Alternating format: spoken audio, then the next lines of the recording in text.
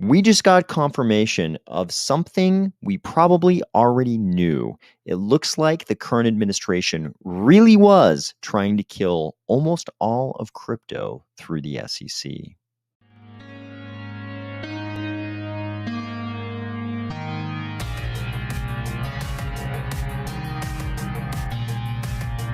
If you feel like it's highly unlikely you would still have your sunglasses on if you were busy running out of a burning building, or if you're finding value in these videos, please consider delegating to the Army of Spies stake pool, ticker AOS.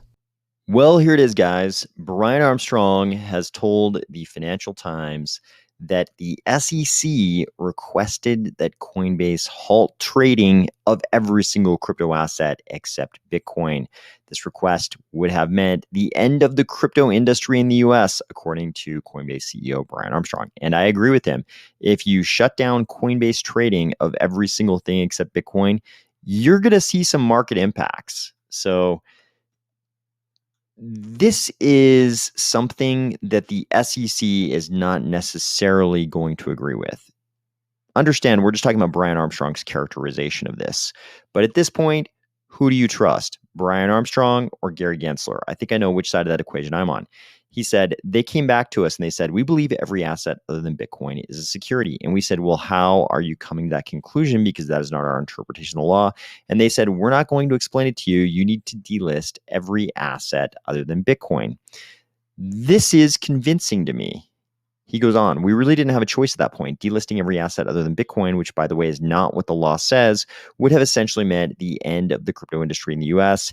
It kind of made it an easy choice. Let's go to court and find out what the court says. And of course, we know what happened. Coinbase ended up facing an enforcement action, which is still ongoing right now. And this does explain why Coinbase came out so strong and basically sent the signal to everybody that they would fight this to the death. Because for them, delisting everything but Bitcoin, for them, for us, for everybody in crypto, this would have been death. And I find this to be persuasive because everything this current administration has done through its agency, the SEC, has seemed aimed at exactly this, killing crypto in every way. I'm a little bit shocked that they didn't go as far as Bitcoin. I'm sure there's some memo floating around the SEC or the White House, that came to the conclusion that Bitcoin somehow was okay and everything else was not okay, which is kind of funny. Some people have pointed out today that it's difficult to not think that the same arguments that would make like a Bitcoin Cash or a Litecoin a security wouldn't also apply to Bitcoin. It's hard to make that argument. Sure, you could argue that there are known individuals behind these other ecosystems, but it's hard to think that these Howey test arguments would apply to all these other very similar blockchains and not to Bitcoin, because anonymity of founder is not a prong of the Howey test, right? But I can believe that the Gensler SEC would go after everything but Bitcoin. And sure, Brian Armstrong is not going to put it in the most flattering way to the SEC. I'm sure the SEC would have a vastly different characterization of the conversation that went down, but I do believe that this was the gist of the conversation. The big question at this point, I don't question whether or not this conversation happened. The real question at this point is why? I've said it a million times, but when you have, and this is a matter of fact, I'm not trying to demean the man, but when you have the most geriatric presidential candidate in the history of the United States, we've been doing this for centuries. We've literally been fielding candidates for the presidency for centuries at this point. We've never had such a geriatric candidate for president. That's just a matter of fact. They're running Father Time for president. And yet they come out with an anti-technology stance, something that is embraced by younger generations. And they come out with the most anti-technology stance they possibly could, the most anti-crypto stance they possibly could. Why would you do this? It doesn't make any sense. If you're that group of people running that candidate, Why would you ever come out with this stance? I don't know what led to them being so anti-crypto, but it's the most misguided strategy ever. And this has not gone unnoticed. People are mad about this. We already had people in Congress like Warren Davidson saying, hey, we need to depoliticize the SEC. And the way he's going to do that is basically to take away a lot of the power of a single chairman of the SEC, the current Gary Gensler position.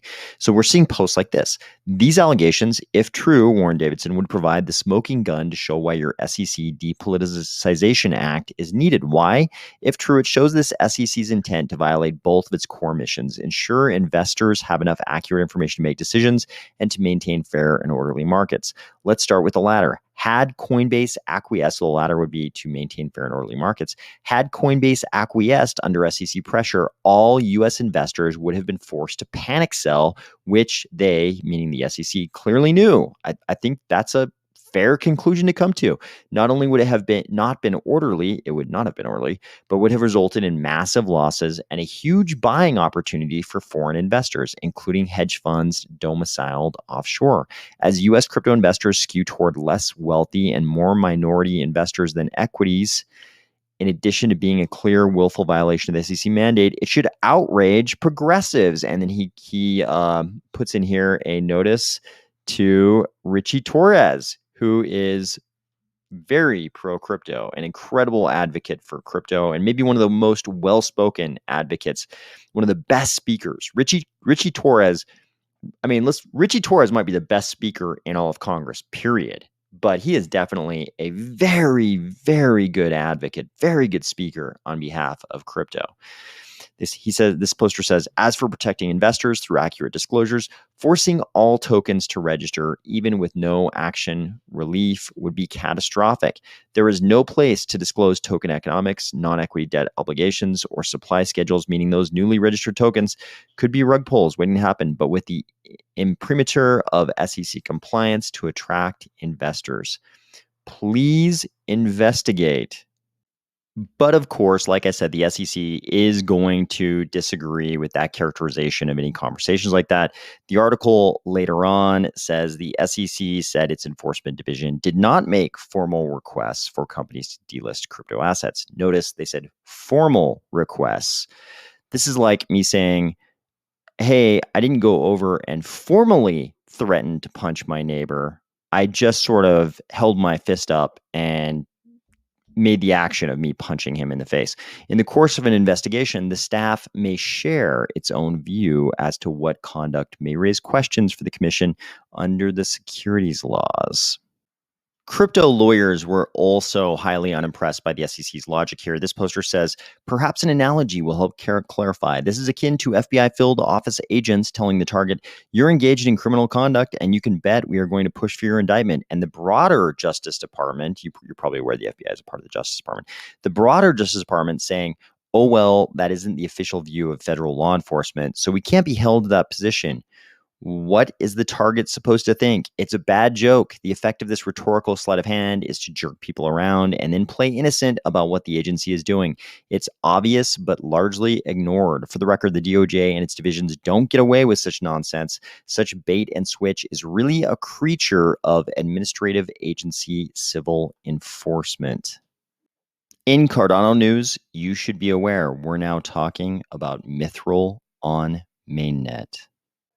Finally, you should be aware that there is now a website which attempts to index everything that Charles has said in his AMAs. The post says, Hosk said what? A new website where you can search through Charles' live sessions, search by keyword, get a summary, and timestamped link to the YouTube video. Initial release will include videos from 2018, plus a few newest. Look at this. So for all those times when somebody asked, in what video did Charles say this? This is your new source of information on all those things. I hope you're having a great week, and I'll talk to you soon.